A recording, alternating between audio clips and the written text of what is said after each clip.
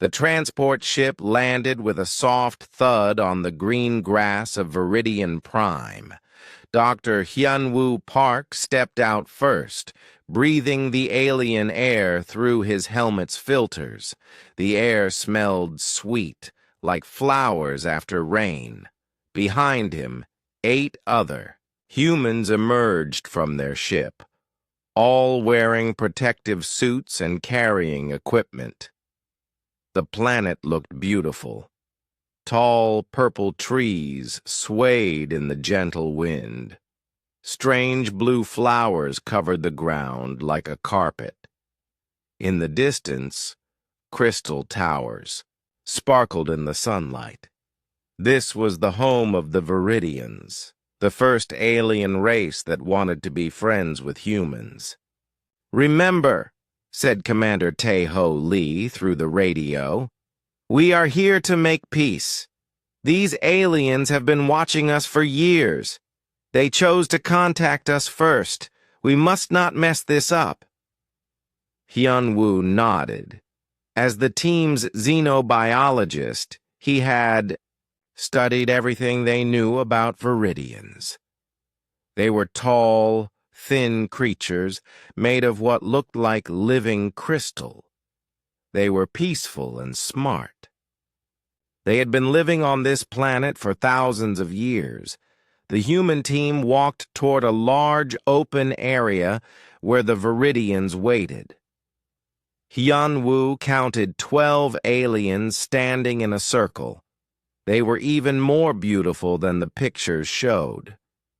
Their bodies glowed with soft light, changing colors like rainbow gems. They were twice as tall as humans, with long arms and graceful movements. The leader stepped forward. His crystal body shone with golden light. "Welcome, humans from Earth," he said in perfect English.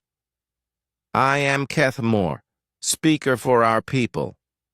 We have waited long to meet you in person." Commander Lee bowed politely. "Thank you for inviting us to your world. We are honored to be here." Da-Yun Kim, the team's engineer, was busy scanning everything with her equipment. She always worried about safety. On Earth, she had designed protection systems for space stations. Here on an alien world, she felt nervous about every breath of air and every step on the ground. "Please," said Kethmore, "join us in our welcome ceremony. We have prepared food and songs to celebrate this historic day." The Viridians had set up tables made of carved stone. Strange fruits and vegetables covered the tables in colorful piles. Musicians with crystal instruments began playing soft melodies that sounded like wind chimes. Hyunwoo felt excited. This was what he had dreamed of since childhood, meeting aliens, learning about their culture, sharing knowledge between species. He pulled out his recording device to document everything. The ceremony began with speeches. Each Viridian took turns welcoming the humans. They spoke about friendship between worlds and sharing wisdom across the stars. The humans listened carefully, trying to understand alien customs. Then the sky began to change. Dark clouds moved in quickly, covering the bright sun. The air felt heavy and wet. "Oh," said Kethmore, looking up happily, "the blessed rain comes. How perfect for our celebration." The first drops fell on Hyunwoo's helmet. More drops followed faster and faster until water poured from the sky. It was not a gentle shower. It was a heavy downpour that soaked everything in seconds. The humans immediately moved toward their ship for shelter. Da-Un activated her emergency weather shield, a small device that created a protective bubble around her. Commander Lee shouted orders for everyone to take cover. But the Viridians did something strange. They stayed exactly where they were. They opened their arms wide and tilted their faces up to catch the rain. The water ran down their crystal bodies, like rivers of light. They seemed to enjoy it. "Wait," called Kethmore. "Where are you going? The rain is a gift. It brings life and energy to all things." Diane stared at him through her shield. "You're getting soaked. This could be dangerous. We don't know what's in this rain." The Viridian leader laughed, a sound like breaking glass, but pleasant. "Dangerous? Rain has fallen on our world for millions of years. Our ancestors danced in it. Our children play in it. It is pure water from the sky, nothing more." But Da-Yun did not feel convinced. Her training had taught her to question everything. On Earth, rain could carry pollution, acid, or disease. Here, on an alien world, who knew what might be in the water? The other humans looked confused. Some wanted to join the aliens to be polite. Others wanted to stay protected. Hyunwoo stood between the two groups, getting wet but trying to understand. "Perhaps," he suggested, "we could continue the ceremony under shelter. We humans are not used to this much rain." The Viridians looked puzzled. To them, avoiding rain was like avoiding air or sunlight. It made no sense. "Of course," said Kethmore, politely, "if it makes you comfortable. But you are missing a wonderful experience. Rain cleanses the spirit and sharpens the mind." They moved the celebration to a covered area near the crystal towers. The Viridians seemed disappointed, but tried to hide it. They continued serving food and playing music, but the joy felt forced now. Da-Un could not stop thinking about the rain. She watched it streaming down the clear walls of their shelter. It looked normal, just water falling from clouds. But her instruments detected trace chemicals she did not recognize. "Commander," she whispered to Lee, "I want to collect samples of this rain. Something feels wrong about it." "Don't be paranoid," Lee replied quietly. "These aliens have lived here for thousands of years. If rain was dangerous, they would know." "Maybe," said Da-Un, "but maybe not. What if they're so used to it that they don't notice the effects?" Hyunwoo overheard their conversation. As a scientist, he understood Da-Un's concerns. But as a diplomat, he worried about offending their hosts.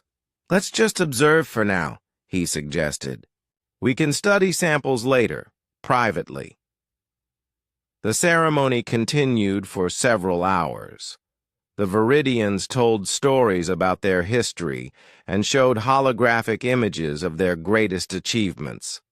They had built beautiful cities, created amazing art, and lived in peace for generations. But Hyunwoo noticed something odd. When he asked about their recent accomplishments, the aliens had less to say. Their greatest buildings were hundreds of years old.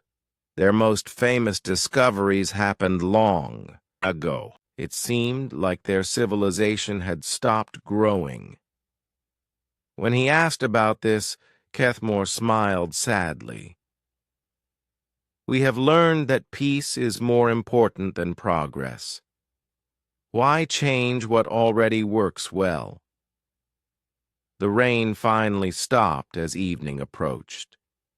The Viridians seemed energized and happy. They thanked the sky for the blessed water and spoke of how refreshed they felt. The humans prepared to return to their ship for the night. They would stay on the planet for 2 weeks, learning about Viridian culture and discussing possible trade agreements. As they walked back across the wet grass, Da-eun quietly collected rain samples in small containers. She told herself it was just being careful, but deep inside she felt worried about something she could not explain. That night, in their ship, the human team discussed the day's events. Most felt positive about the meeting. The Viridians seemed friendly and peaceful. "They're wonderful hosts," said Commander Lee. "This could be the beginning of a great friendship between our species." But Da-eun sat alone, staring at her rain samples. Something about the way the Viridians acted in the rain bothered her. They seemed almost addicted to it, like they needed it. "What are you thinking about?" asked Hyun-woo, sitting beside her. "I don't know yet," she replied, "but I'm going to find out what's really in this rain. Call it human paranoia, but I think we're missing something important." Outside, more clouds gathered in the alien sky, preparing to drop their blessed water on the unsuspecting world below. The next morning, Da-eun woke up early and immediately began testing her rain samples. She set up her portable laboratory in the corner of their ship, away from the others. The samples looked clear and clean, just like normal water. Commander. Tae-ho Lee found her hunched over her equipment, running the same tests over and over again. "Da-eun, what are you doing?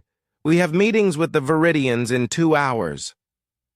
"I'm analyzing the rain from yesterday," she replied without looking up. "The basic tests show nothing unusual, but I want to run deeper scans." "Why?" "The Viridians have been drinking this rain for thousands of years. If it was harmful, don't you think they would know?" Da-eun finally looked at him. "Maybe. Or maybe they've lived with it so long that they don't realize it's affecting them." Lee shook his head. "You're being paranoid. These aliens invited us here as friends. The least we can do is trust them about their own planet." "I'm being careful," Da-eun corrected. "That's my job. I design safety systems because I assume everything might be dangerous until proven otherwise." The other team members were getting ready for another day of cultural exchange. Dr. Hyun-woo packed his recording equipment and language analysis tools. The others prepared gifts and trade samples to show the Viridians. When they met with Keth Moore and his people that morning, the alien leader seemed excited. "Today we will show you our greatest achievement, the Garden of Memory, where we keep the history of our people." They walked through the crystal city toward a large park filled with strange plants and flowing streams. Everything sparkled with morning dew from the night's rain. The Viridians moved gracefully among the plants, touching leaves and smelling flowers. "This garden contains plants from every era of our civilization," explained Keth Moore. "Each species represents a different time in our history." Hyun-woo was fascinated. He took pictures and notes about everything, but he noticed something odd. The newest sections of the garden had fewer plant species. The oldest sections were rich and diverse, but the recent areas looked simpler. "When was the last time you added new plants to the garden?" he asked. Kethmore thought for a moment. "Perhaps 50 years ago, we found a lovely flowering vine near the northern mountains. And before that, I think maybe 100 years? Time moves differently when you live in harmony with nature." Da-eun was not paying attention to the plants. She was watching the Viridians themselves. Every time it started to rain, which happened 3 times that morning, they stopped whatever they were doing and stood in the water. They acted like drug addicts getting their fix. During lunch, she quietly asked Kethmore about this behavior. "I notice your people really love the rain. Is there a religious reason for this?" "Religious?" Kethmore looked confused. "Rain is life. It cleanses our bodies and refreshes our minds. After rain, we think more clearly and feel more energetic."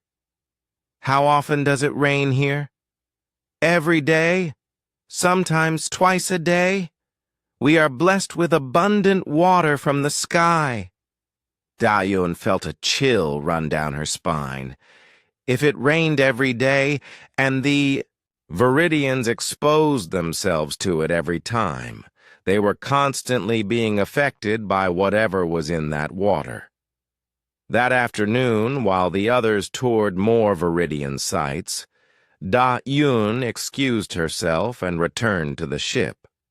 She began building something that made the others laugh when they saw it later, a rain collection and filtration system. Using spare parts from the ship's environmental systems, she constructed a device that could catch rainwater and filter it through multiple layers of screens and chemical cleaners. It looked like a strange metal flower with tubes and wires everywhere. "What is that thing?" asked Dr. Hyun-woo when he returned from the tour.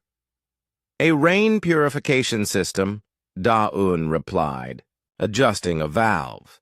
"If I'm going to figure out what's in this rain, I need pure samples to compare with the raw water." "The Viridians are going to think we're crazy," said Commander Lee. "They already think we're scared of everything." "Let them think that," Da-eun said. "Better safe than sorry."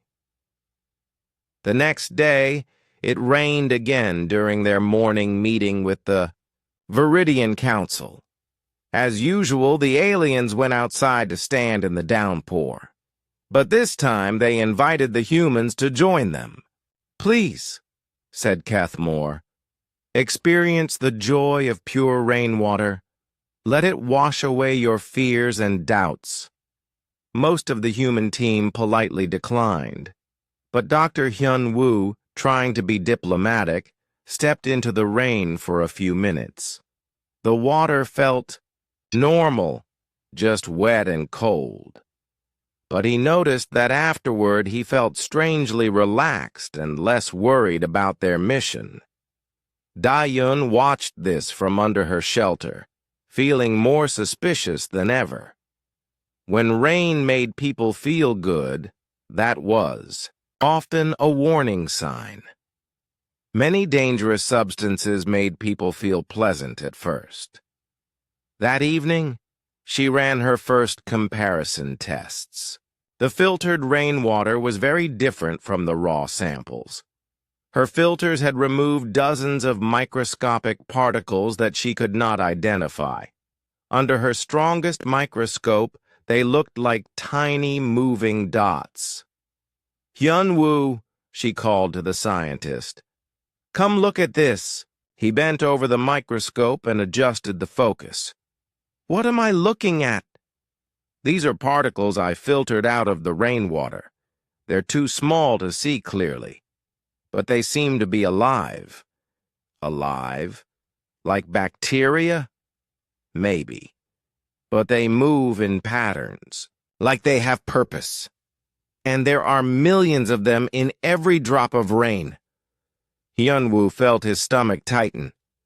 "Have you told Commander Lee about this?" "Not yet. I want to be sure before I start a panic." "Da-eun, if there are living organisms in the rain, and the Viridians expose themselves to it every day—" "I know," she said quietly. "That's what I'm afraid of." Over the next few days, Da-eun became obsessed with her research. She improved her filtration system and ran more tests. The microscopic organisms seemed to be some kind of parasite, but she could not figure out what they did or how they affected living beings. Meanwhile, the other humans continued their cultural exchange with the Viridians. They learned about alien art, music, and philosophy. But Hyun-woo began to notice things that worried him. The Viridians were intelligent and wise, but they seemed to lack curiosity about new ideas. When the humans showed them advanced technology, they smiled politely, but showed no interest in learning how it worked. They seemed content with their simple, traditional ways. "Don't you ever want to explore other planets?" Hyun-woo asked Kethmore one day. "Why would we leave paradise?" the alien replied. "We have everything we need here." "But what? About learning new things? Making discoveries? Growing as a civilization?" Kethmore looked puzzled. "We learned long ago that wisdom comes from accepting what is, not from constantly seeking what might be." That evening, Hyun-woo shared his observations with the team. "I think Da-eun might be right to worry. The Viridians seem limited somehow, like they've lost their drive to grow and learn. Or maybe they've just found peace," suggested Commander Lee. "Not every species needs to be as restless as humans." But Da-eun was convinced that something was wrong. Her latest tests showed that the microscopic organisms were not just floating in the rain, they were actively seeking out living tissue. When she put a small piece of plant material in rainwater, the organisms swarmed toward it immediately. "I think these things are designed to infect living beings," she told Hyun-woo. "The question is, what do they do once they get inside?" Outside their ship, dark clouds gathered once again, preparing to release their daily dose of blessed water on the unsuspecting Viridians below. Da-eun could not sleep.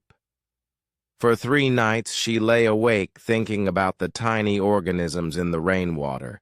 Every time she closed her eyes, she saw them moving under her microscope, searching for something to infect. On the 4th morning, she made a decision. She would build a better filtration system, one that could capture and study these creatures more effectively. But she needed help. "Jin-ae," she called to the team's biochemist, "I need you to look at something." Jin-ae Choi had been busy studying Viridian plant samples, but she saw the worry in Da-eun's eyes. "What's wrong?" Da-eun showed her the microscope images and explained her findings. Jin-ae's face grew serious as she looked at the moving particles. "These definitely look like parasites," Jin-ae confirmed. "But parasites usually have a specific host species. What makes you think they affect the Viridians?" "Watch this," Da-eun said. She had prepared a small experiment. She placed 2 identical plant cuttings in separate containers, one with filtered rainwater, one with raw rainwater containing the organisms. After 2 hours, the difference was clear. The plant in filtered water grew normally. The plant in raw rainwater grew faster at first, but then its leaves began to droop and lose color. "The organisms seemed to give an initial boost of energy," Da-eun explained, "but then they start causing damage."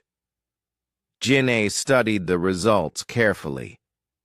This could explain why the Viridians feel good immediately after rain exposure, but show signs of long-term decline. Exactly. I think these parasites are slowly affecting their entire species. Meanwhile, the rest of the human team continued their meetings with the Viridians. But Commander Tae-Ho Lee was starting to notice behavioral patterns that concerned him. During discussions about trade agreements, the Viridians had trouble focusing on complex topics. They would start explaining something, then lose their train of thought and talk about the weather instead. They seemed especially distracted when it had been raining recently. "Keth Moore," Lee said during one meeting, "yesterday you were telling us about your mining operations, but you never finished explaining how they work." The Viridian leader looked confused. "Mining? Oh yes. We extract crystals from the deep caves. It's simple work. We follow the old methods our ancestors taught us." "But what about improving those methods? Have you developed new techniques?" "Why change what works?" Kethmore replied with a smile. "The old ways are good ways." This conversation troubled Lee. The Viridians seemed stuck in the past, unwilling or unable to think about innovation and progress. Dr. Hyun-woo was having similar experiences. When he asked about Viridian scientific discoveries, they could tell him about great achievements from hundreds of years ago, but nothing recent. "What about your astronomers?" he asked. "Have they discovered any new stars or planets lately?" "Stars are beautiful," replied Yelthara, a young Viridian scientist. "We like to watch them at night, but studying them seems unnecessary. They are what they are." Hyunwoo felt frustrated. These aliens had the intelligence to build crystal cities and create beautiful art, but they showed no curiosity about the universe around them. It was as if something had stolen their desire to learn and grow. Back at the ship, Da-un was building her most advanced filtration system yet. She used parts from the ship's air recycling system, water purifiers, and even some components from their communications equipment. The new machine was 3 times larger than her first attempt. It could process large amounts of rainwater and separate the organisms into different categories based on size and behavior. "What are you building now?" asked Commander Lee when he saw the complex device. "A comprehensive rain analysis system," Daon replied, tightening a connection. "If these organisms are affecting the Viridians, I need to understand exactly how." "Da-un, you're becoming obsessed with this.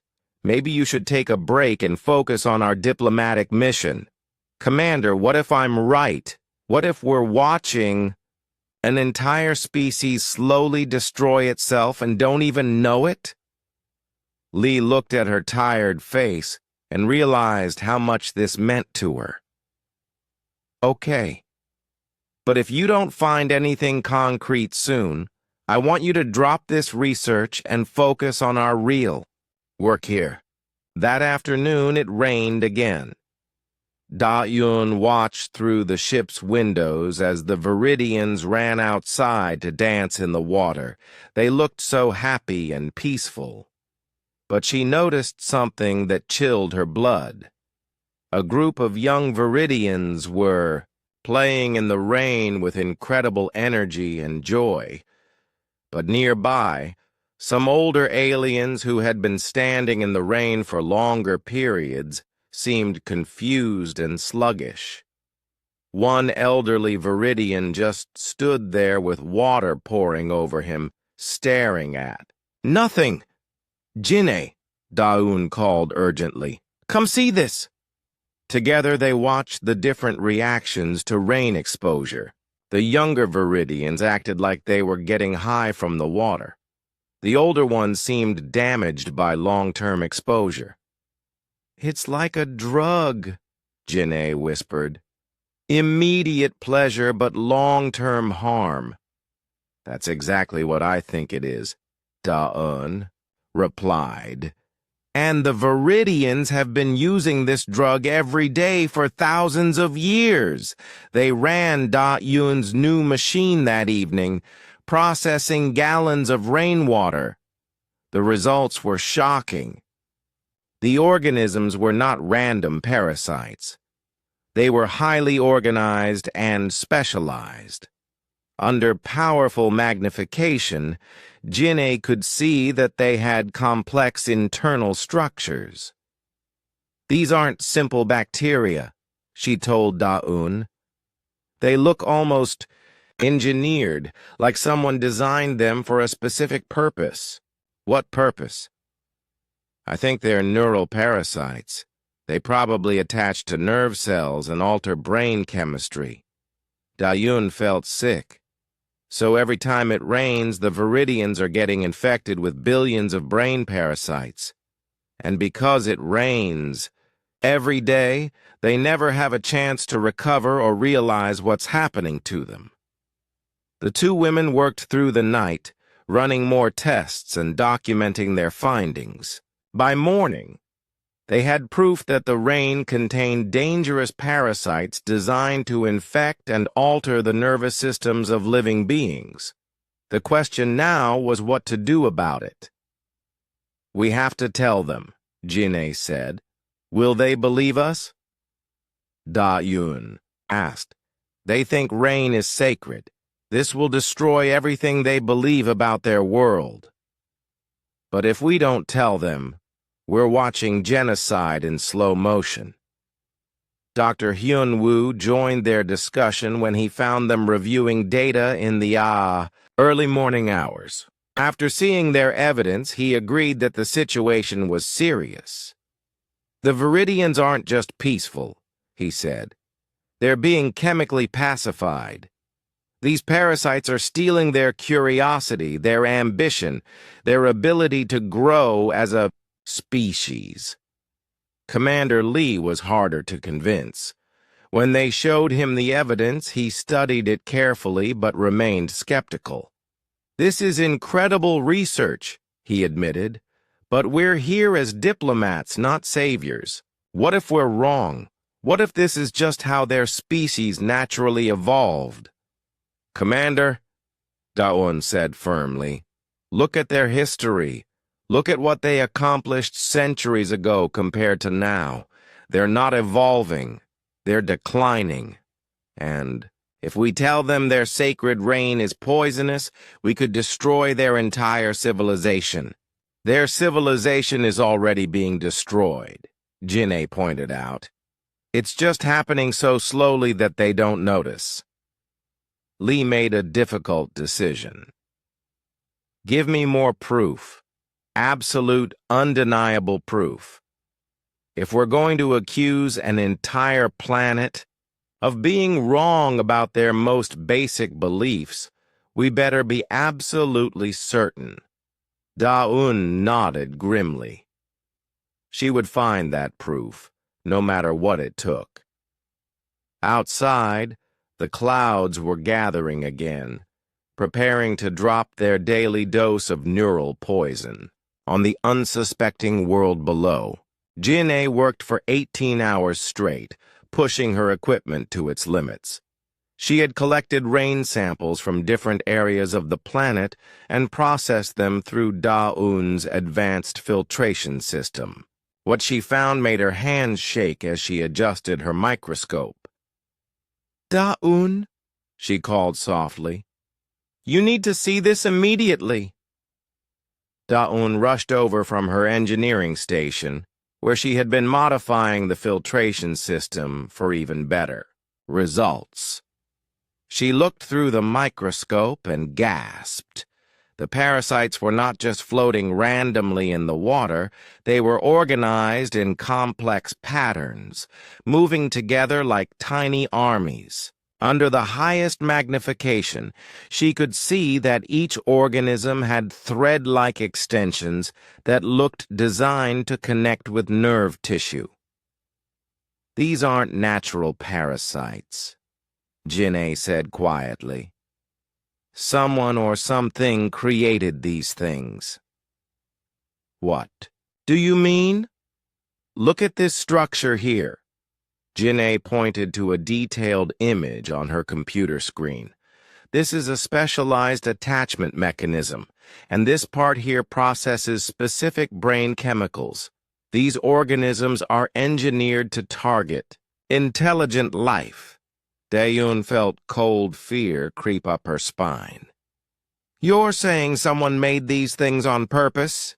"I'm saying these parasites are too perfect to be natural.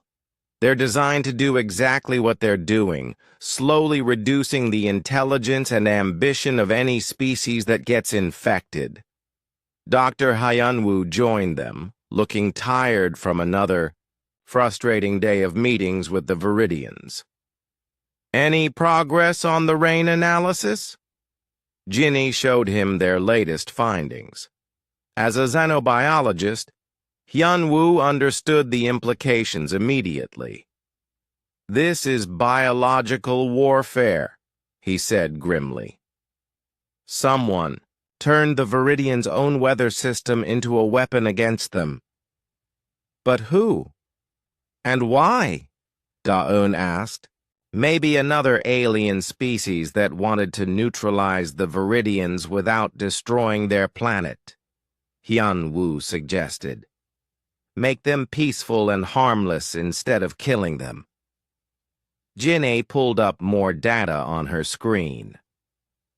"I've been analyzing the organism's genetic structure. They're definitely artificial, but they're old, maybe thousands of years old. Whoever created them has been gone for a long time.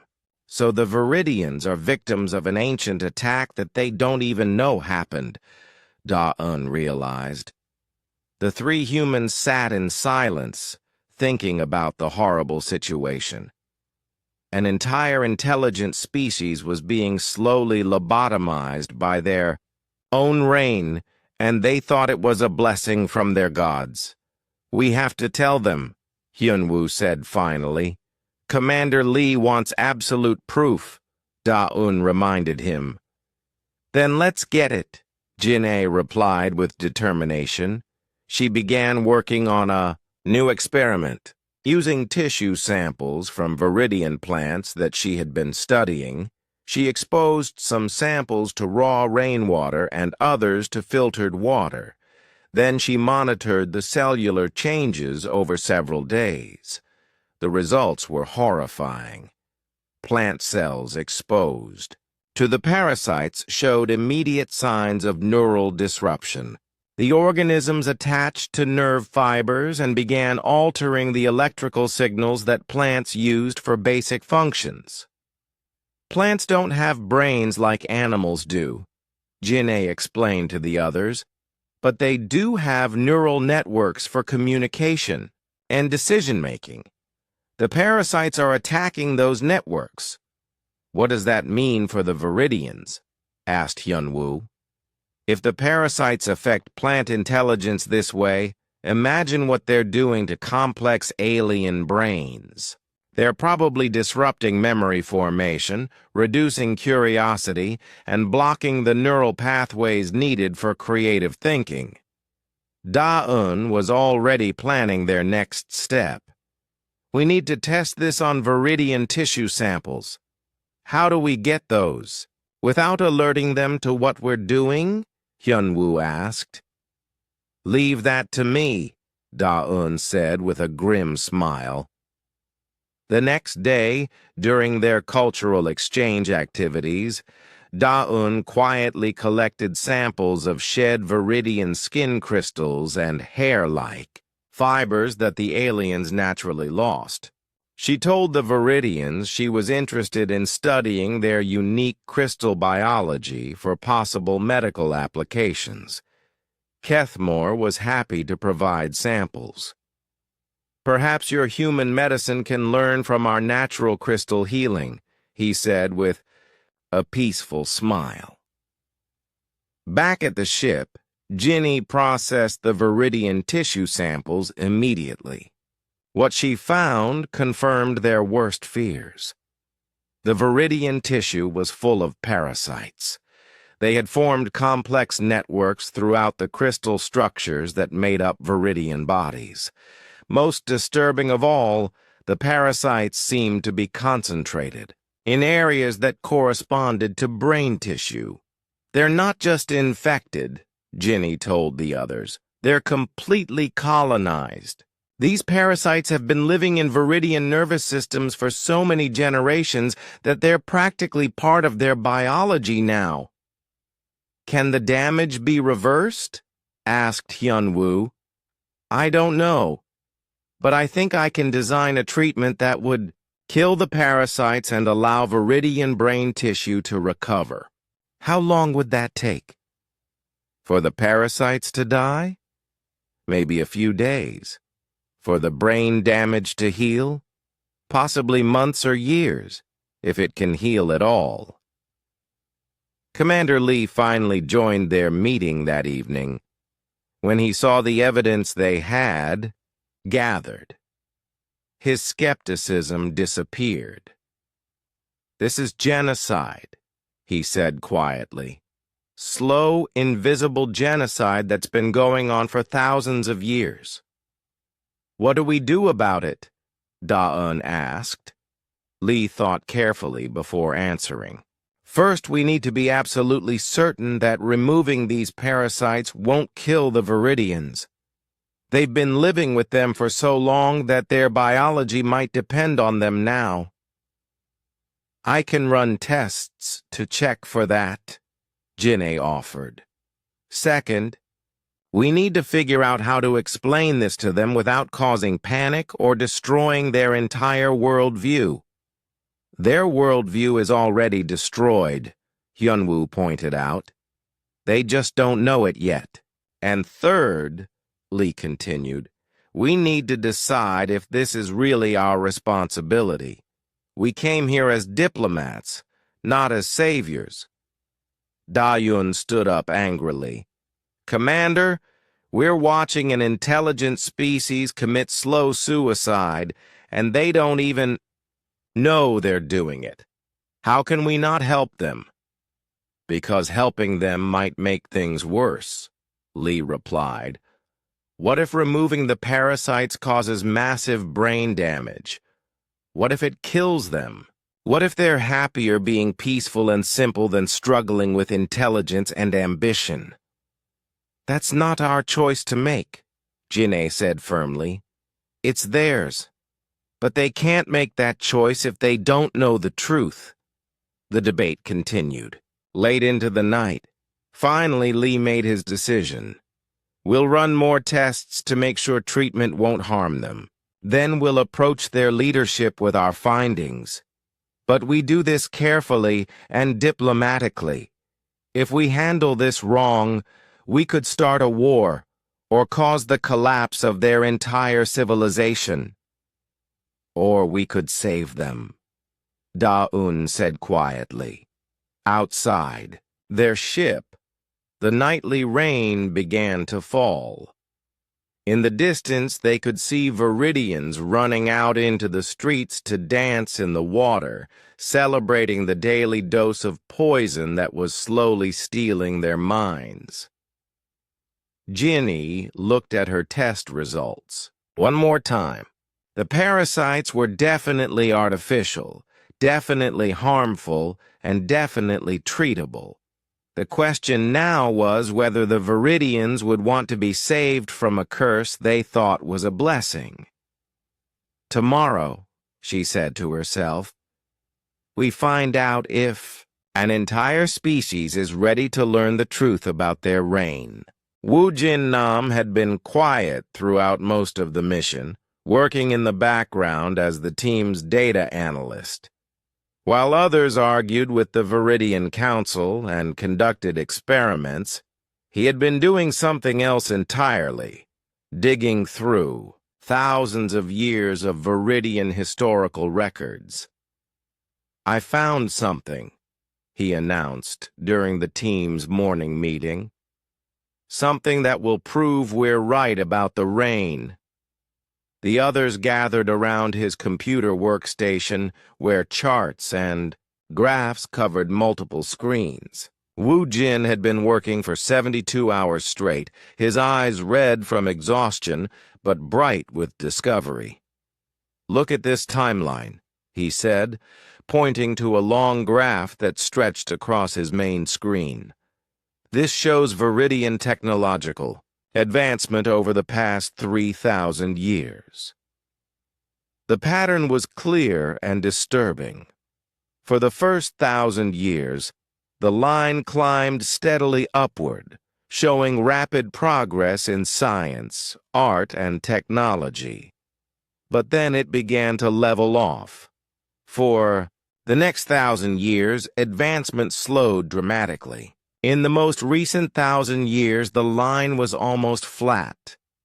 Now look at this," Wu Jin continued, bringing up another chart. "This shows rainfall patterns over the same time period based on their own weather records." The second chart was the mirror image of the first. As rainfall increased over the centuries, technological advancement decreased. The correlation was nearly perfect. 3,000 years ago, it rained maybe once a week on Viridian Prime, Wu Jin explained. But some kind of climate change has made rainfall more frequent over time. Now it rains every day, sometimes twice a day. Dr. Haiyun Wu studied the data carefully. "You're saying that as the parasites became more common in their environment, Viridian intelligence declined proportionally." "Exactly, and I can prove it with their own records." Wu Jin pulled up historical documents that the Viridians had shared with them during cultural exchanges. Ancient texts described amazing inventions, bold space exploration plans, and complex philosophical debates. More recent documents were simpler, focused mainly on maintaining existing traditions rather than creating new ideas. "Look at this," he said, showing them a 3,000-year-old Viridian scientific paper. They were designing interstellar spacecraft and planning to visit other solar systems. Then he showed them a document from just 50 years ago. "This one is about the proper way to arrange flowers in their gardens." The contrast was shocking. The ancient Viridians had been ambitious explorers and innovative thinkers. The modern Viridians were content with simple pleasures and traditional activities. "But this is just historical correlation," Commander Lee pointed out. "It doesn't prove that rain parasites caused the decline." "Actually, it does," Jin-A said excitedly. She had been inspired by Wu Jin's research to dig deeper into her own parasite analysis. "I've been studying the genetic structure of the organisms we found. They're not just ancient, they're getting stronger over time." She brought up her own charts, showing how the parasites had evolved and multiplied over the centuries. The original parasites were probably designed to be temporary, maybe lasting a few generations, but they adapted to their environment and became permanent.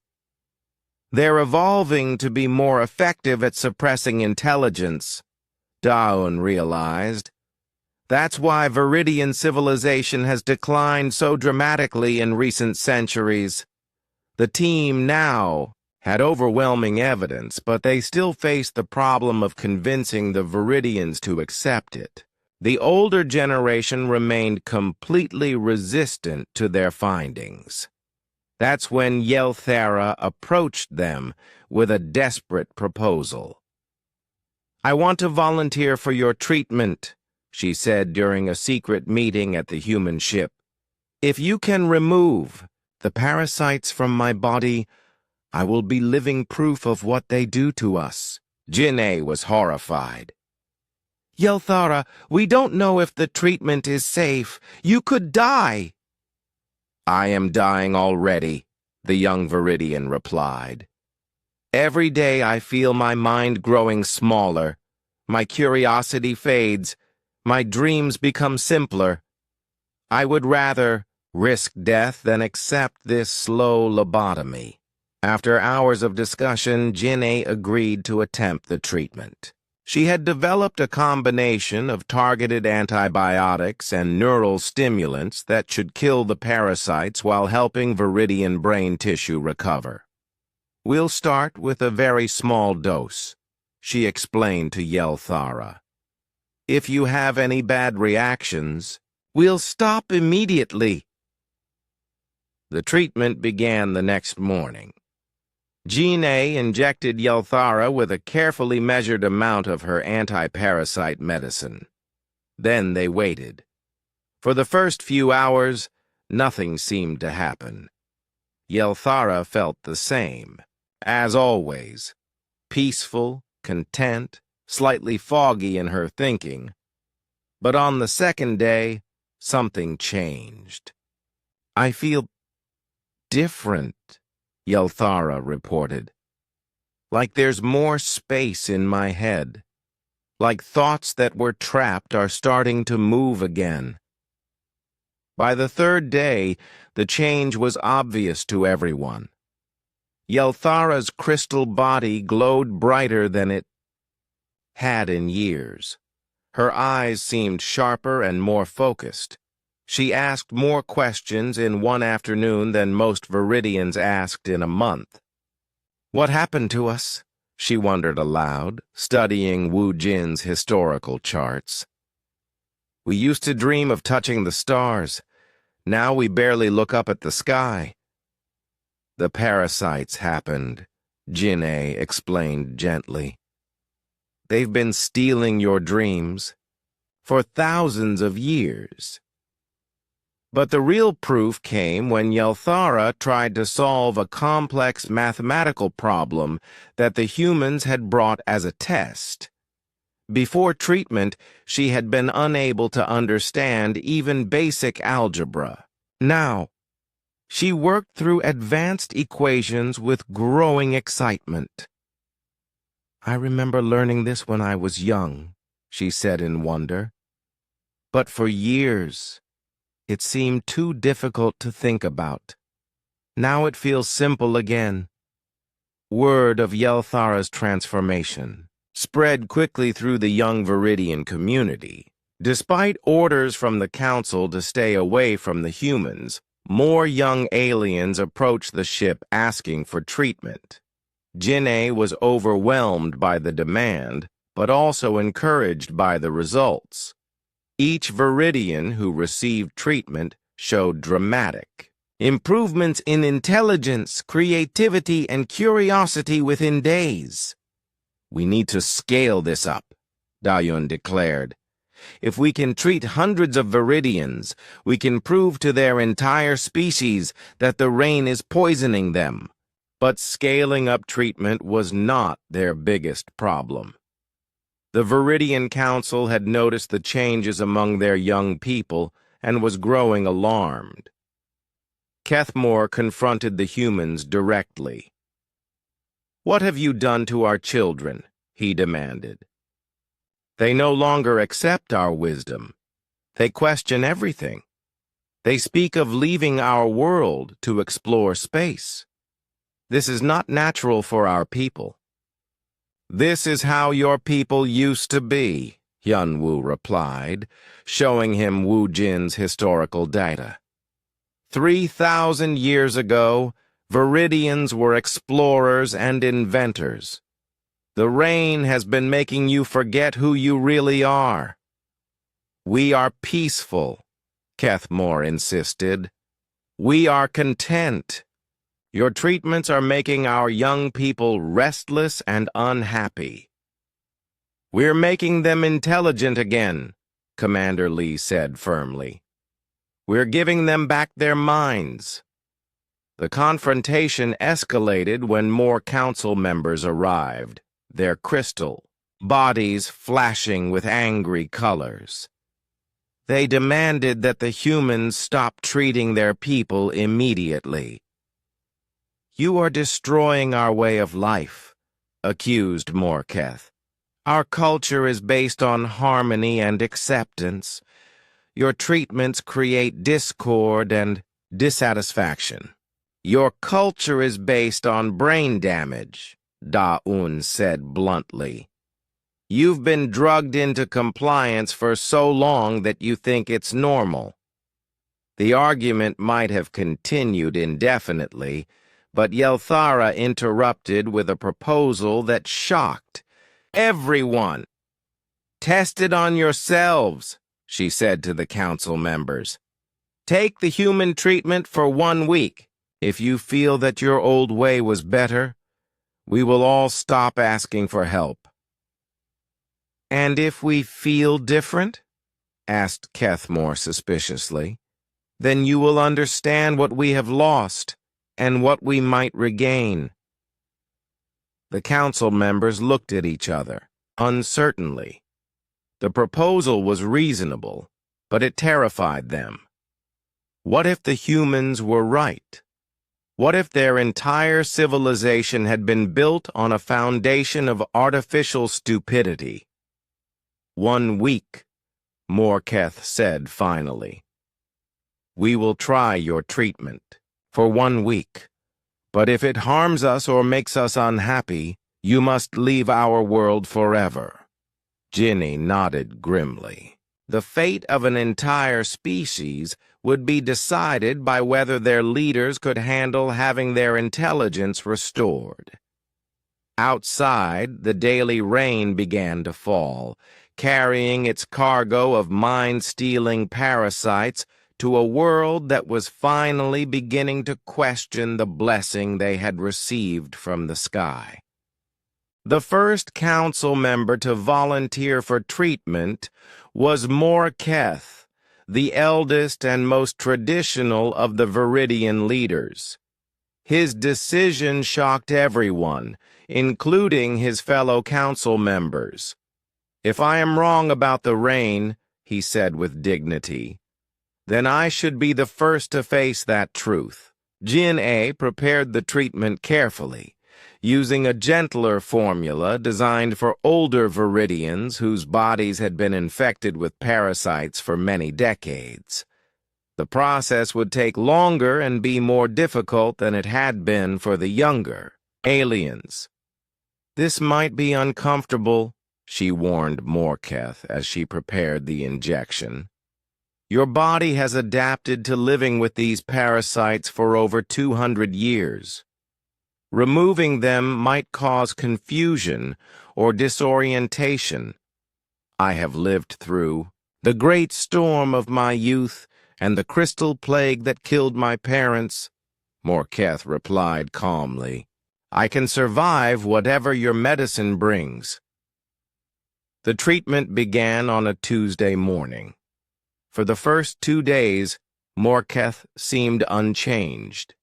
He attended council meetings, performed his daily rituals, and spoke in the same peaceful, simple way he always had. But on Thursday, something shifted. "I had the strangest dream last night," he told Kethmore during their morning walk. "I dreamed that our people built ships of crystal and light and sailed between the stars like our ancestors sailed. Between islands." "Dreams are just dreams," Kethmore replied, but he noticed that his old friend's eyes seemed brighter, more focused than usual. By Friday, the change was undeniable. Morketh asked questions he had never asked before. He wanted to see the human, data about Viridian history. He studied the old texts that had been gathering dust in the council archives for centuries. Why did we stop building? He wondered aloud. looking at ancient blueprints for spacecraft and orbital stations. "These designs are brilliant. We could construct these things with our current technology because we found peace," Kethmore reminded him. "We learned that constant building and exploring only brings stress and conflict." But Morketh was no longer satisfied with that answer. Did we find peace, or did we simply lose the ability to want anything more? The breakthrough came on Saturday, exactly 1 week after treatment began. Morketh called an emergency council meeting and made an announcement that would change Viridian civilization forever. "I remember," he said simply. "I remember who we used to be." He stood before his fellow council members with tears streaming down his crystal face, but his voice was strong and clear. 200 years ago, when I was young, I wanted to study the distant galaxies. I had plans to build telescopes that could see across the universe. But year by year, those dreams seemed less important.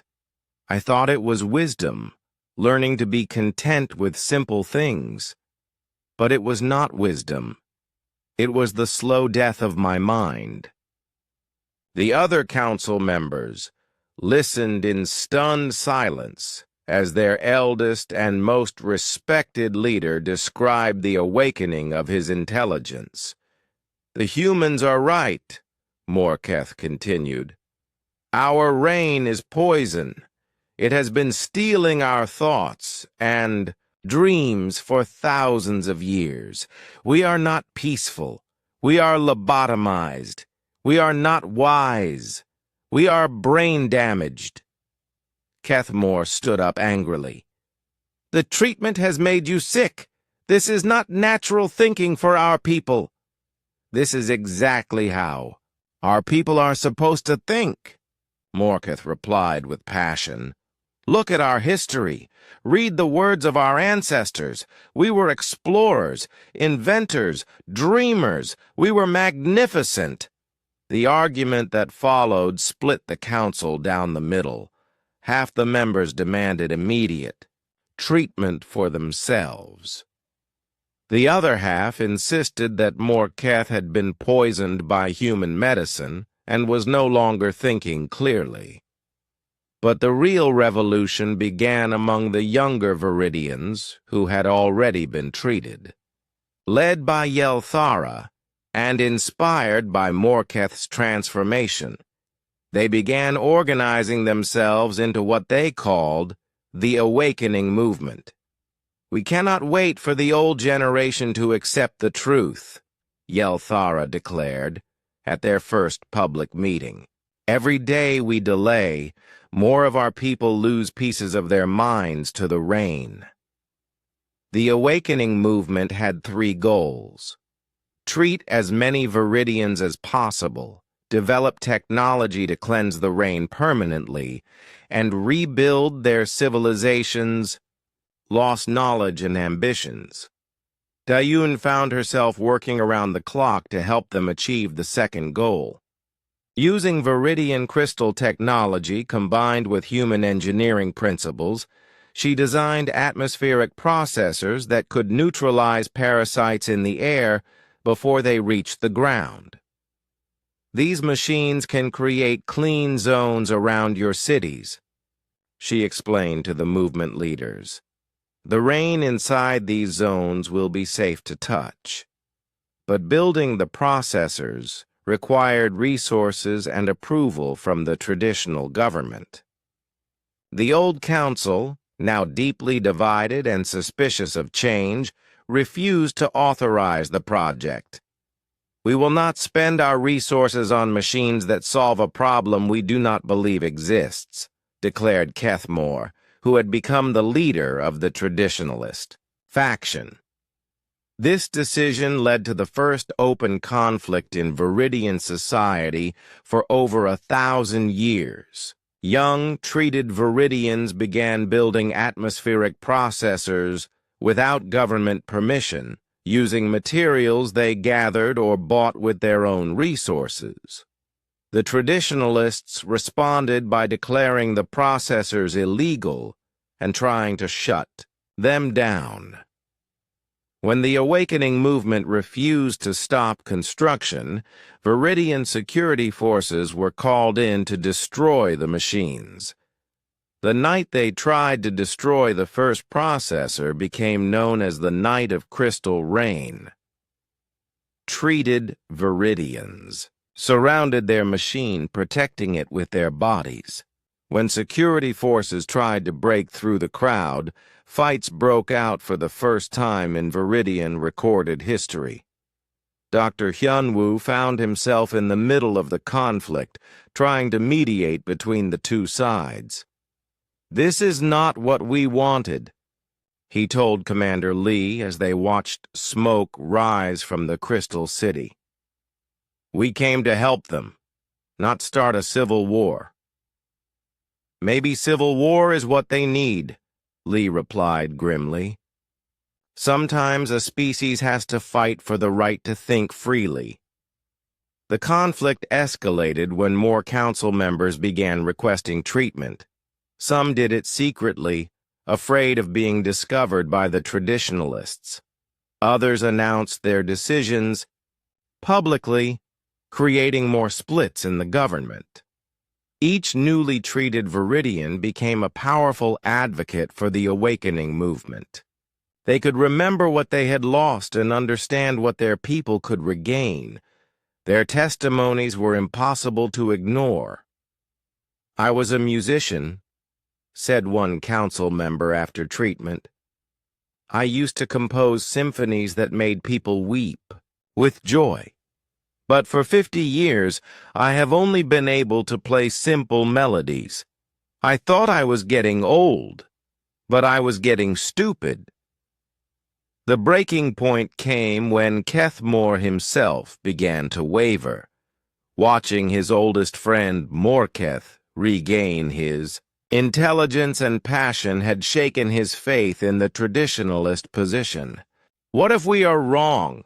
he asked his remaining supporters during a private meeting. "What if the rain really is harming us?" "Then we have been happy while being harmed," replied one of the die-hard traditionalists. "Is that not better than being miserable while being healthy?" But Kethmore was no longer sure. The treated Viridians did not seem miserable. They seemed alive in a way his people had not been for generations. The revolution reached its climax when young treated Viridians successfully activated the first atmospheric processor. For the first time in thousands of years, clean rain fell on a section of the Crystal City. Viridians who stood in the clean rain felt something they had never experienced, the absence of the daily dose of parasites that had been suppressing their minds since birth. Within hours, even untreated Viridians began thinking more clearly. "It works," whispered Kethmore as he stood in the clean rain. "The machine actually works." The evidence was undeniable now. The atmospheric processor had created a zone of mental clarity in the heart of their civilization. Traditional Viridians who entered the zone began asking questions, making connections, and remembering dreams they had forgotten. But the war was not over. The most hardcore traditionalists still refused to accept the truth, even when it fell on them from the sky. They retreated to remote areas of the planet where the old poisoned rain still fell, clinging to their artificial peace. The question now was whether the awakened Viridians could save their entire species, or whether their civilization would split permanently between those who chose intelligence and those who preferred the comfortable fog of chemical compliance. As night fell over the Crystal City, treated and untreated Viridians looked up at the same stars with completely different eyes, some seeing infinite possibilities, others seeing nothing but distant lights in the darkness. 6 months later, Dr. Hyun-woo stood on the observation deck of the newly constructed Viridian Research Station, watching ships move between the planet and its 3 moons. The sight still amazed him. 6 months ago, the Viridians barely looked up at the sky. Now they were building orbital facilities and planning expeditions to nearby star systems. "The transformation has been incredible," he said to Da-un, who was reviewing technical specifications for the latest atmospheric processors. "I've never seen a civilization change so quickly." Da-un smiled as she watched a group of young Viridians testing a new spacecraft design. "They're making up for lost time. 3,000 years of suppressed curiosity is exploding all at once." The numbers were staggering. 60% of the Viridian population had chosen to receive treatment and live in the clean zones protected by atmospheric processors. Their cities had become centers of innovation and creativity that rivaled anything in human space. Viridian scientists were rediscovering lost technologies and improving them with modern materials.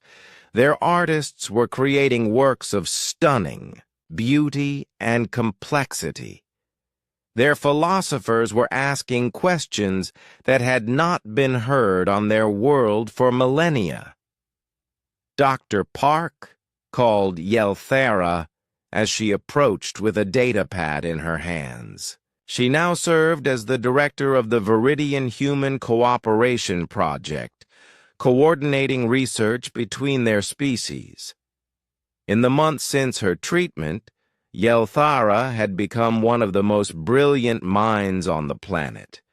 She had mastered human mathematics, learned 3 Earth languages, and designed improvements to their atmospheric processing technology that even Da-un found impressive. "We've finished the planetary survey," she reported excitedly. 47 other worlds in this sector show signs of similar atmospheric contamination. The parasite makers didn't just target us, they hit dozens of civilizations.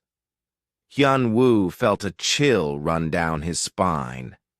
47 worlds? All with intelligent species that became strangely peaceful and technologically stagnant over the past few thousand years. "We think we've discovered the galaxy's greatest crime, systematic lobotomization of entire civilizations." The implications were enormous.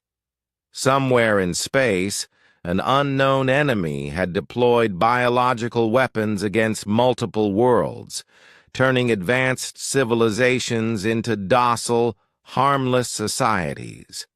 The Viridians had been just one target in a campaign of mental genocide.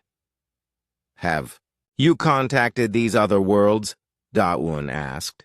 "We're trying, but most of them show the same symptoms we had: lack of curiosity about the outside universe, contentment with their current situation, and unwillingness to consider that anything might be wrong." Jin-ae joined their conversation, carrying samples from their latest research. "The good news is that our treatment works on all carbon-based neural systems.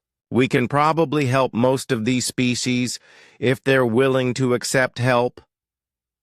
And if they're not, then we document everything and hope that future generations will be more open to the truth." Commander Lee approached the group with news from Earth. "The Colonial Council has approved our request for a permanent research station here. They're also sending medical teams to help with large-scale treatment programs." "What about the traditionalist Viridians?" asked Hyun-woo. Have they changed their position at all? Lee's expression grew sad. About 30% of the population still refuses treatment. They've established settlements in remote areas where the old rain still falls. They call themselves the Keepers of Peace and consider us to be a corrupting influence. It was the tragedy of their success. They had saved the majority of an alien species, but at the cost of splitting their civilization. Families were divided between those who chose intelligence and those who preferred artificial tranquility. Kethmore had eventually accepted treatment after watching his entire government collapse around him. The awakened former ambassador now worked as a bridge between the two Viridian communities, trying to prevent complete separation. "My people are learning to live with choice," he had told Yunwu recently. "For thousands of years we had no real choices because we lacked the mental capacity to make them. Now that we can think clearly again, we must choose between comfort and growth, between peace and progress." What choice are most making? The young choose growth. The old are divided. But even those who refuse treatment are beginning to understand what we lost. Some change their minds when they see their children becoming brilliant and creative. The research station's main laboratory had become a center for developing new applications of their discoveries. Day Ayun and her Viridian counterparts were working on portable atmospheric cleaners that could protect individual travelers. Janae was refining the anti-parasite treatment to work faster and more safely, but the most important work was being done by Wu Jin and his team of Viridian historians. They were reconstructing the lost knowledge of their civilization, piecing together fragments of ancient science and technology that had been forgotten during the long mental decline. "We found something incredible in the deep archives," Wu Jin reported during their weekly meeting. "Plans for a device that could detect and neutralize biological weapons in planetary atmospheres. The ancient Viridians were developing defenses against exactly this kind of attack." "Did they know they were being targeted?"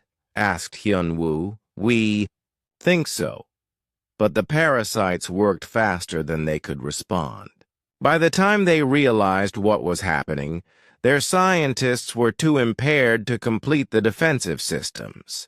The discovery led to a breakthrough that would change galactic history, using ancient Viridian designs improved with modern human and Viridian technology. They built a device that could detect parasite contamination from orbit and neutralize it planet-wide. We can save entire worlds in a matter of weeks instead of years," Da-Yun explained to the research team. "This changes everything." The first test of the new system was conducted on Viridian Prime itself. The orbital defense platform activated its atmospheric cleansing array and swept the entire planet with neutralizing energy. For the first time in thousands of years, clean rain fell everywhere on the Viridian world. The effect on the traditionalist communities was immediate and dramatic. Without their daily dose of parasites, many began experiencing spontaneous mental recovery.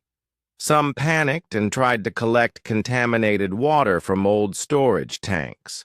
Others embraced the change and traveled to the awakened cities to request formal treatment. "We're seeing mass conversions in the remote settlements," reported Kethmore. "People who refused to consider treatment for months are now demanding it. The artificial contentment is breaking down without constant reinforcement. Within 3 months, over 90% of the Viridian population had chosen to embrace their restored intelligence." The remaining 10% established off-world colonies where they could maintain their preferred lifestyle without interfering with planetary recovery. The success on Viridian Prime led to the formation of the Galactic Recovery Initiative, a joint human-Viridian project to locate and assist other parasite-affected civilizations. They sent scout ships to the 47 identified worlds, carrying atmospheric cleansing technology and medical teams. Some worlds welcomed their help immediately. Others required years of patient diplomacy. A few attacked the rescue ships, viewing any change to their peaceful existence as an act of war. But slowly, steadily, the galaxy began to wake up. Dr. Hyun Woo often stood on the observation deck and marveled at what human paranoia had accomplished. Da-Yun's obsessive concern about rain safety had led to the discovery of the greatest threat to intelligent life in known space. What started as one engineer being overly cautious about getting wet has become the liberation of entire civilizations, he told her during one of their evening conversations. Maybe that's what humans are for, Da-Yun replied thoughtfully. Maybe our job in the galaxy is to be the species that questions everything, even things that seem obviously safe. The species that builds filters for rain that everyone else considers pure. The species that never stops being suspicious of paradise. Years later, when the first intergalactic conference of recovered civilizations met on the restored world of Viridian Prime, a new proverb had spread across dozens of star systems. It never hurts to filter your rain. The phrase represented humanity's greatest gift to the galaxy, not advanced technology or military power, but the simple, stubborn refusal to accept that anything was perfectly safe just because it seemed natural. In a universe full of hidden dangers and ancient traps, sometimes the most paranoid species was also the most valuable ally. The humans had taught the galaxy that healthy suspicion could be the difference between freedom and a slow, comfortable slide into mental extinction. And in the research stations orbiting dozens of recovering worlds, human and alien scientists worked together to ensure that no civilization would ever again mistake poison for blessing or confuse artificial peace with natural happiness. The rain still fell on Viridian Prime, but now it carried only water and hope. 6 months later, Dr. Hyun Woo stood on the observation deck of the newly constructed Viridian Research Station, watching ships move between the planet and its 3 moons. The sight still amazed him. 6 months ago, the Viridians barely looked up at the sky. Now they were building orbital facilities and planning expeditions to nearby star systems. The transformation has been incredible, he said to Da-Yun, who was reviewing technical specifications for the latest atmospheric processors.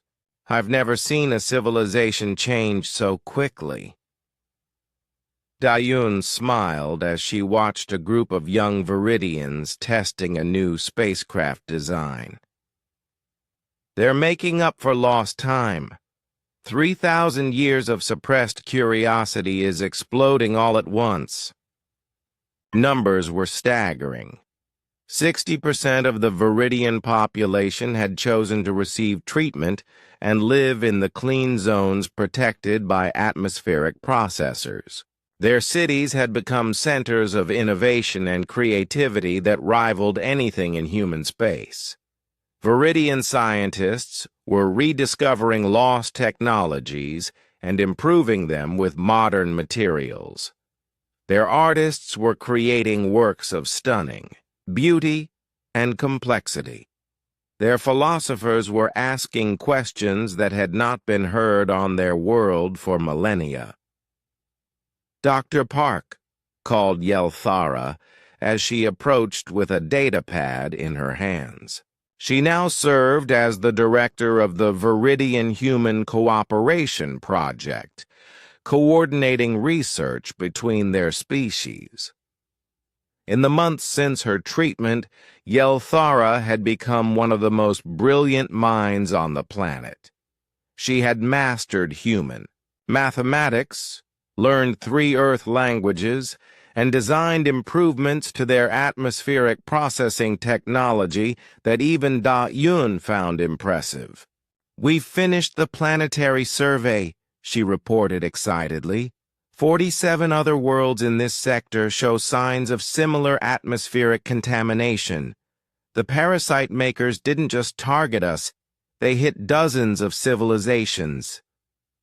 Hyun-woo felt a chill run down his spine. 47 worlds? All with intelligent species that became strangely peaceful and technologically stagnant over the past few thousand years. "We think we've discovered the galaxy's greatest crime: systematic lobotomization of entire civilizations." The implications were enormous. Somewhere in space, an unknown enemy had deployed biological weapons against multiple worlds, turning advanced civilizations into docile, harmless societies. The Viridians had been just one target in a campaign of mental genocide. "Have you contacted these other worlds?" Dayan asked. "We're trying, but most of them show the same symptoms we had: lack of curiosity about the outside universe, contentment with their current situation, and unwillingness to consider that anything might be wrong." Ginny joined their conversation, carrying samples from their latest research. "The good news is that our treatment works on all carbon-based neural systems. We can probably help most of these species if they're willing to accept help. And if they're not, then we document everything and hope that future generations will be more open to the truth." Commander Lee approached the group with news from Earth. "The Colonial Council has approved our request for a permanent research station here. They're also sending medical teams to help with large-scale treatment programs." "What about the traditionalist Viridians?" asked Hyun-woo. "Have they changed their position at all?" Lee's expression grew sad. "About 30% of the population still refuses treatment. They've established settlements in remote areas where the old rain still falls. They call themselves the Keepers of Peace and consider us to be a corrupting influence." It was the tragedy of their success. They had saved the majority of an alien species, but at the cost of splitting their civilization. Families were divided between those who chose intelligence and those who preferred artificial tranquility. Kethmore had eventually accepted treatment after watching his entire government collapse around him. The awakened former ambassador now worked as a bridge between the two Viridian communities, trying to prevent complete separation. "My people are learning to live with choice," he had told Hyun-woo recently. "For thousands of years, we had no real choices because we lacked the mental capacity to make them. Now that we can think clearly again, we must choose between comfort and growth, between peace and progress. What choice are most making? The young choose growth, the old are divided. But even those who refuse treatment are beginning to understand what we lost. Some change their minds when they see their children becoming brilliant and creative. The research station's main laboratory had become a center for developing new applications of their discoveries. Dae-Yoon and her Viridian counterparts were working on portable atmospheric cleaners that could protect individual travelers. Jin-ai was refining the anti-parasite treatment to work faster and more safely, but the most important work was being done by Wu Jin and his team of Viridian historians. They were reconstructing the lost knowledge of their civilization, piecing together fragments of ancient science and technology that had been forgotten during the long mental decline. "We found something incredible in the deep archives," Wu Jin reported during their weekly meeting. "Plans for a device that could detect and neutralize biological weapons in planetary atmospheres. The ancient Viridians were developing defenses against exactly this kind of attack." "Did they know they were being targeted?" asked Hyun-woo. "We think so. But the parasites worked faster than they could respond. By the time they realized what was happening, their scientists were too impaired to complete the defensive systems. The discovery led to a breakthrough that would change galactic history, using ancient Viridian designs improved with modern human and Viridian technology. They built a device that could detect parasite contamination from orbit and neutralize it planet-wide. We can save entire worlds in a matter of weeks instead of years," Dae-Yoon explained to the research team. "This changes everything." The first test of the new system was conducted on Viridian Prime itself.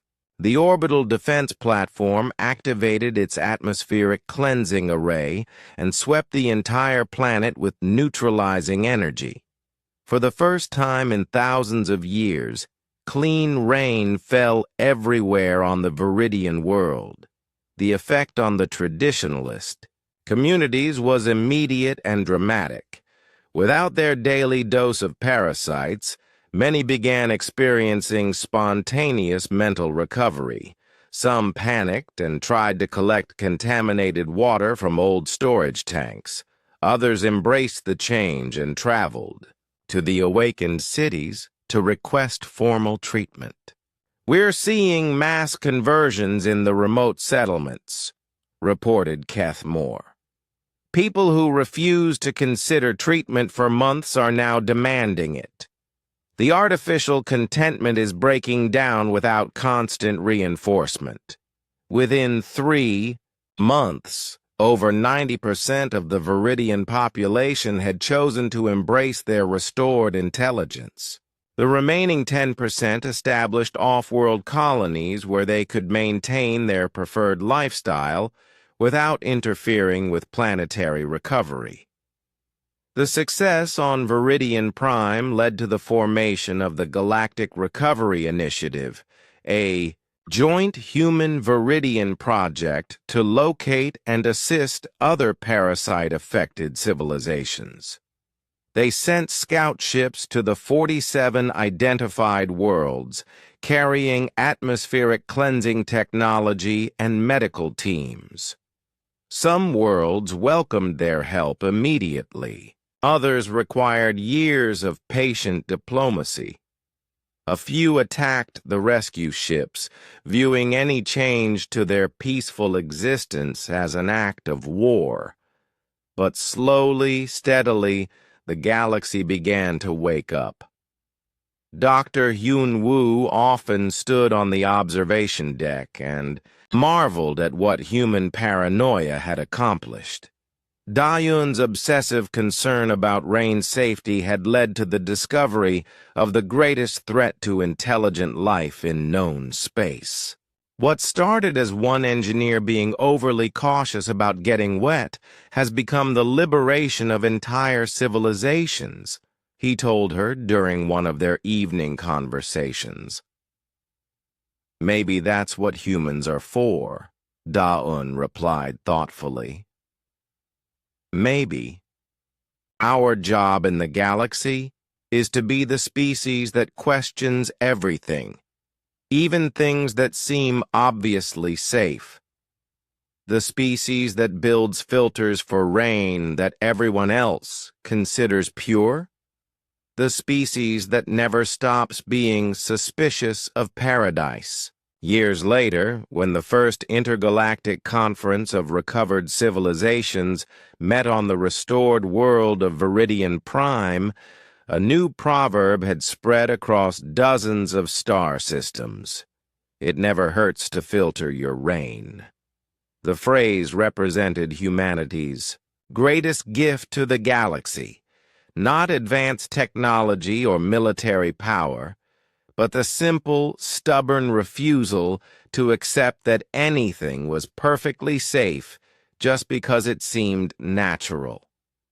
In a universe full of hidden dangers and ancient traps, sometimes the most paranoid species was also the most valuable ally. The humans had taught the galaxy that healthy suspicion could be the difference between freedom and a slow, comfortable slide into mental extinction. And in the research stations orbiting dozens of recovering worlds, human and alien scientists worked together to ensure that no civilization would ever again mistake poison for blessing, or confuse artificial peace with natural happiness. The rain still fell on Viridian Prime, but now it carried only water and hope.